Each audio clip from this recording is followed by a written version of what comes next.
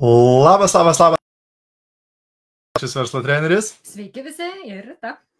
Kaip jūs laikotės? Tikimės, kad jūsų savaitė prasidėjo puikiai ir einasi labai gerai. Na, o šiandien norime su jumis pakalbėti apie tai, kodėl verta naudoti dirbtinį intelektą tinklinės rinkodaros versle. Tad jeigu žiūri šio video įrašą, padaryk mums paslaugą, parašyk grotelės įrašas į komentarus. Jei esi naujas arba nauja, jeigu pirmą kartą žiūri vieną iš mūsų video, būtume labai dėkingi, jeigu parašytum naujas arba naujai komentarus, norėtume pasakyti tau labas, pasveikinti tave prisijungus prie mūsų bendruomenės.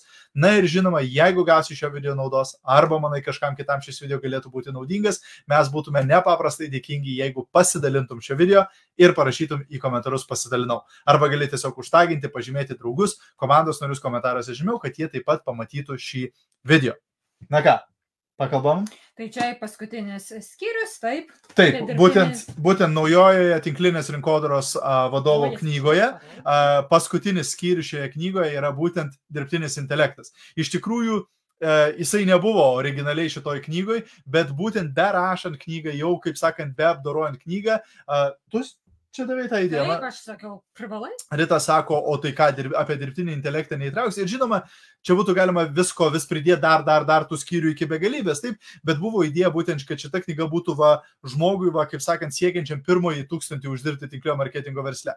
Ir iš tikrųjų, kai Rita pasakė, pagalvojau, žinai, reikia įtraukti dirbtinį intelektą, kad ir labai aš ten trumpai, labai nedaug, dėl to, kad tie nauji įrankiai atsiranda kiekvieną dieną ir šiandien aš galiu parašyti apie vieną, o rytoj bus jisai visai kitoks, taip, bet realiai tai yra labai naudingas įrankis. Taip, dėl ko? Dėl to, kad palengvina mūsų gyvenimą. Taip, būtent dėl to šiame skyriuje aš pasidalinau kelis pagrindinius įrankius, kuriuos aš rekomenduoju būtent naudoti dirbtinio intelekto, bet būtent šiame video aš ir norėjau pakalbėti apie tai, kodėl mano nuomonė būtent dirbtinis intelektas yra toks geras dalykas tinklinio marketingo atstovams. Taip, dėl to, kad aš nuolatos bendrauju su naujokais, su žmonėmis, kurie yra patyrę, su lyderiais ir panašiai. Taip.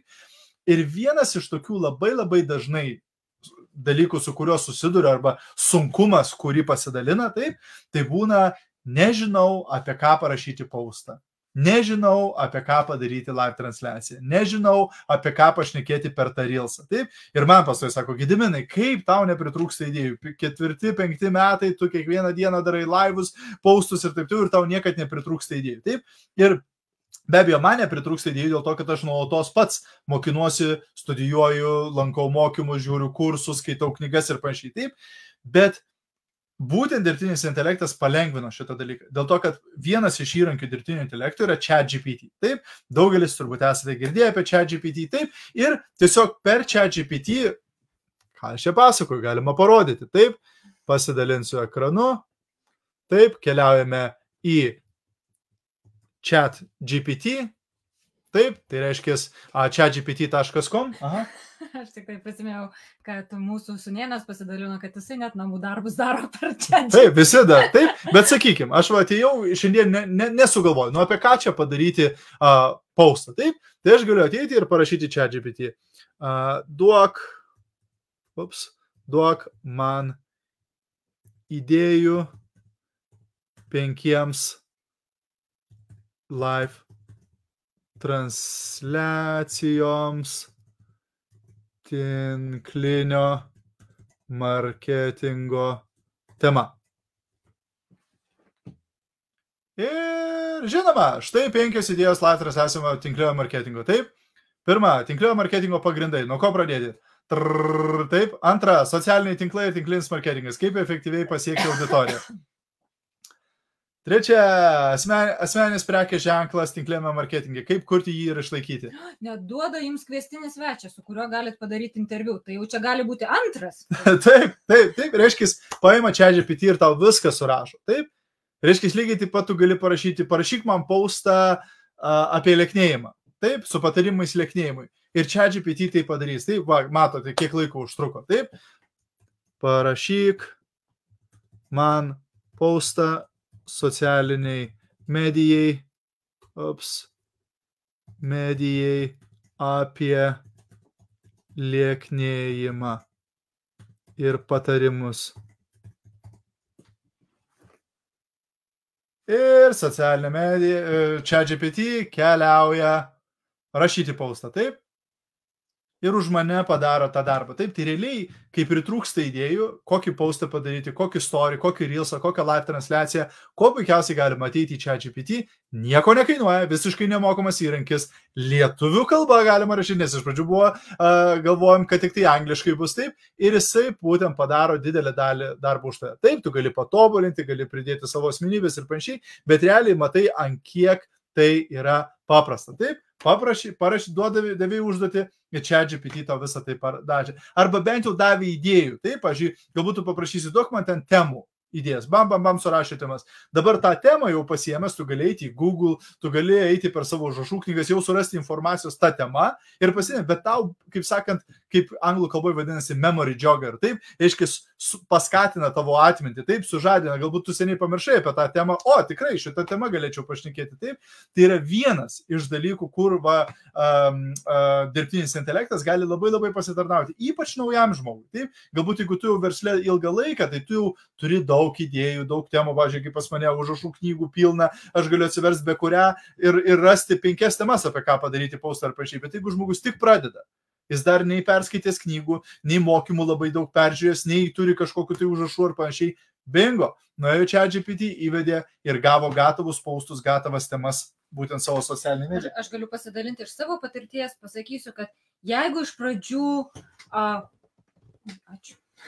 jeigu iš pradžių galbūt kaip čia pasakyti gražiai, neprisijaukina to ChatGPT, tai nenuleiskit rankų. Man iš pradžių irgi tai buvo sunku, čia Gediminas tik tai čik ir jam viskas padaryta, o aš ką įdedu, man tas nepatinka, kokius atsakymus gaunu, tad man užtruko laiko. Gal tu per daug išrankė? Nu, galbūt aš per daug išrankė. Bet dabar aš irgi jį naudoju, tad tikrai nenuleiskit rankų, prisijaukinkit šią programą, bet tikrai naudinga. Tikrai taip. Ir ChatGPT tik tai yra vienas iš 100 dirbtinio intelekto įrankių, kuriuos galima naudoti. Kai kurios idėja ir kitus. Taip, čia pasidalinęs aš esu būtent kelintas šis skyrius, 16, tai jame aš esu pasidalinęs ir kitokių įrankių, tai juos jau jūs sužinosite apie juos, kaip pasiskaitysite knygoje, taip, bet tikrai tai yra naudingas dalykas, kurį verta, kaip sakant, studijuoti, mokytis apie dirbtinį intelektą, nes manau, jo mes matysime vis daugiau ir daugiau ir daugiau. Tikrai taip. Taip. Tai va, tai šitas mokymas iš naujojo vadovėlio, tinklinės rinkodaros vadovas. Ir Gediminai, noriu tavęs paklausti, kaip tu jautiesi žinodamas, kad jau knygos keliauja? Labai labai gerai jaučiuosi. Taigi, kas dar nematėte, aš jau šiandien per visus kanalus visur paskelbiau, kad knygos jau yra sandėlyje, jau yra pakuojamos ir jau yra siunčiamos. Tai per ateinančias kelias dienas tie, kas užsakėte savo kopiją, jau gausite jas. Ir labai nekantrauju jau pamatyti jas jūsų rankose. Ir žinoma, jeigu dar neįsigijai šios knygos, labai rekomenduoju, čia sudėjau 14 metų mūsų verslo patirtį. Kaip sakau, tai yra žemėlapis į pirmąjį 1000 eurų per mėnesį tinklinio marketingo versle. Spausk nuorodą šio video aprašyme, ten rasi visą informaciją ir galėsi įsigyti savo šią knygą. Ir žinoma, jeigu dar nepasidalinai su komandos nariais, su naujokais, rekomenduočiau tai daryti, nes tai duos jiems įrankį, kuriuo jie galės naudotis. Taip, šita knyga yra kaip pratybos, kaip vadovėlis, su kuriuo galės dirbti žmogus žingsnis po žingsnio ir gauti geresnius rezultatus versle. O taip pat, jeigu dar nematei, atsidarė registracija į mūsų kursą gyvenimo transformacija. Tai yra galinga 6 mėnesių kursas, kuriame tikrąją žodžio prasme transformuojasi žmonių gyvenimai, keičiasi žmonių gyvenimai. Taip, tenai mes mokomės apie tai, kaip programuoti savo protą, kaip susikonkretinti savo tikslus ir juos realizuoti, kaip pašalinti tuos vidinius tarakonus ir panašiai, baimės, atidėliojimas ir visi kiti dalykai. Taip, jeigu nori sužinoti daugiau, vėlgi nuoroda yra šio video aprašyme, ten rasi visą informaciją apie gyvenimo transformaciją ir dabar gali įsigyti šį kursą pačia žemiausia Early Bird kaina. Artėjant link to kurso, kaina kils. Pats kursas startuos rugsėjo 8 dieną. Tad ačiū visiems, gerą vakarą, jeigu buvo naudinga, pasidalinkit šio video ir pasimatysime rytoj. Čiau, viso, iki.